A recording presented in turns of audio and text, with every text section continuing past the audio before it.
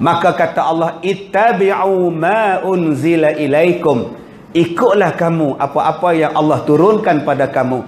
Jangan ikut yang lain. Wala tattabi'u min dunihi awliya. Sebagai pimpinan kamu, jangan ikut yang lain. Qalilam ma tazakkarun.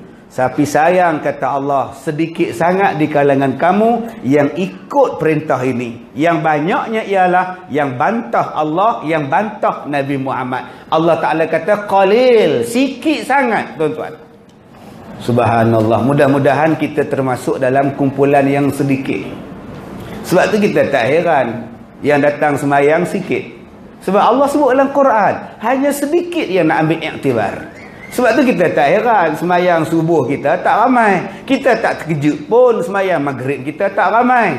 Tapi bila ada pesta-pesta kemaksiatan, we want more. Tak cukup dengan 10 lagu. Tapi kalau ceramah agama, duduk pula sempit-sempit sesak-sesak macam ini, dia tengok 3 muka. Muka pertama dia tengok muka ustaz. Muka kedua muka jam. Muka ketiga muka pintu. Blah blah blah blah blah. Ustaz ni pukul 10 tak habis kita belah. Subhanallah, tuan-tuan.